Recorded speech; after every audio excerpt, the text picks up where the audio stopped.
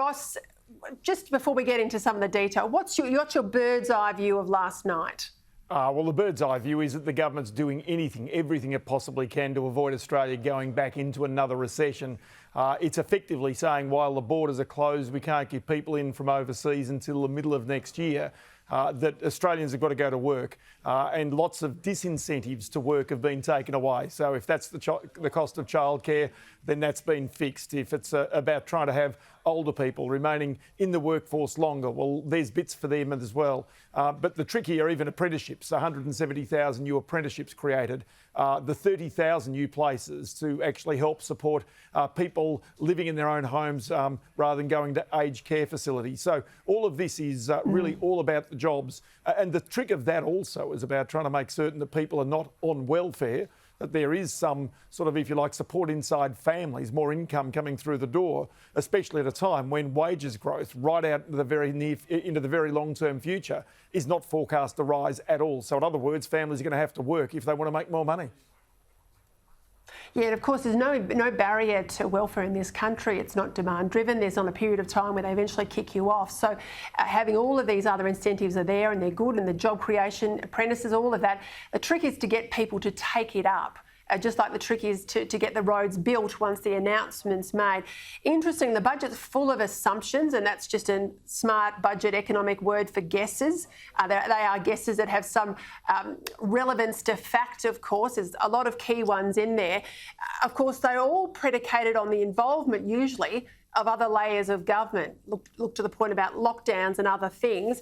How sure are we, given the risk that assumptions have in the budget, that we've got enough credibility in and around these assumptions that will end up where we want to end up? Well, it's going to be interesting to see exactly how broadly they can get the vaccinations out by the end of this year. It's also still a case whereby if there are further outbreaks of coronavirus during this winter period especially, that state premiers are not going to lock their borders down again, because remember, this budget is very much predicated upon the fact that state borders will remain open, and then also that we can start to get international students back into Australia from late this year, and then by the middle of next year we can start to get as many as 235,000 international arrivals into Australia over the course of 22-23. Now, this is pretty big stuff because, as I say, if you can't get those people coming into Australia, get them spending, get them earning, getting them taking pressure off wages, because they're obviously going to be taking up positions, then under those circumstances, other aspects of the budget will all of a sudden become a little bit of a guess. It's interesting to note also that with the enormous amount of debt that the government is taking on, that Standard & Poor's, for example, which already has Australia, its AAA credit rating on a negative watch, believes that because it's going to take some time before the government gets to any form of budget repair, that really it is seemingly highly likely. I note the Commonwealth Bank this evening saying they believe late this year Australia could lose that very precious AAA credit rating, and that really, given the numbers in the budget, Australia probably doesn't deserve it at this stage. But as I say, Moody's, Standard & Poor's, Fitch, they'll all make their decisions at some stage during the course of the next 6 months or so. Yeah, look, absolutely. Balancing the budget doesn't happen to 2032. That says nothing, of course, about debt. I want to go to the issue of the iron ore price because, buried in my EFO last year, which is a mid-year economic update, iron ore prices were predicated to be about $55 a tonne. This is around in September. Right now, it's $160+ a tonne. All of that's helped the budget bottom line, absolutely. The forecast budget last night had the price falling middle of next year to around $55 a tonne. Now, that's a very conservative assumption, considering what we're getting for iron ore now.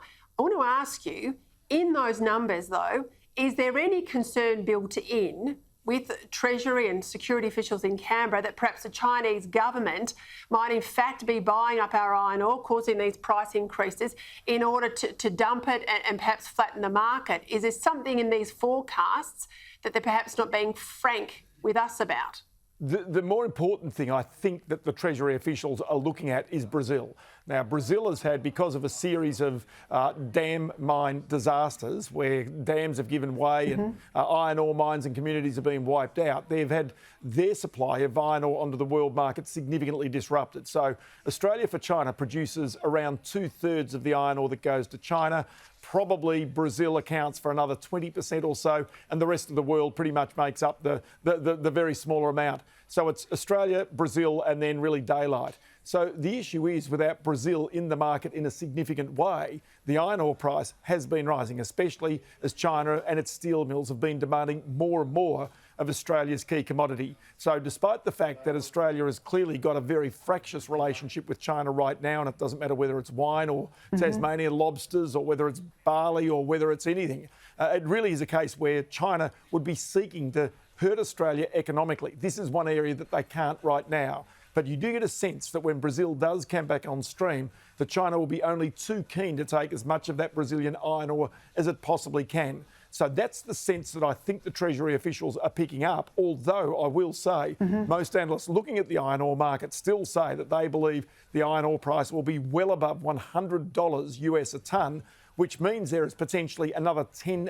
billion, really almost as a slush fund, that the government could pick up. It's cash. It's actually money that will be sitting there that they could pick up, especially if they're in a pre-election period and they actually need to pay for some promises that are not already in this budget right now. I'm sure that's going through their mind, Ross, but I hope there's someone sensible in the absence of Matthias Cormann now that says, how about we put some of that to the debt burden anyway? I want to go to some interesting forecasting in the budget last night. This is all about interest rates. This is numbers on government revenue and inflation. You've picked it up and many others have. What do you think it means for borrowers in what you've read? Well, I think there's a really big tip in here, and that is that the government effectively is telling you that interest rates are not going anywhere in the short term. Now, the fact is the government wants business to invest. It wants households to invest. There's already a housing boom that's going on that really is actually going to cause its own social and community problems as we move forward and houses become less affordable for people. But given the fact that the government's borrowing at 0.88%, now, the fact of the matter is, as we've well documented, the interest bill that the government is paying is less than it was 3 years ago when the debt was half what it is today. Now, if you look further out, as these debts start to rise, the interest bill does increase from today around $14.9 billion over the next year to $17.1 billion. But I have to say that matches the percentage increase in its revenues. So in other words, while the government is borrowing at rates very, very close to zero, and also given the fact that it's expecting a big revenue rebound as business and more employment is created, that what they're doing is basically matching the interest payments with the revenues that are coming through the door. So it's not as though they're out of step, that suddenly interest payments are really rising significantly and sharply and alarmingly. In actual fact, quite the opposite. The revenues are matching the interest payments rising.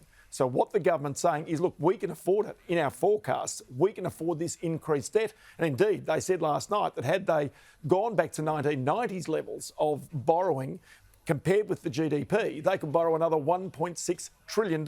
So almost, 3 times more than where they are right now. So that would be frightening, I'd have to say. That would certainly cause a little pause for the AAA credit rating and those ratings agencies.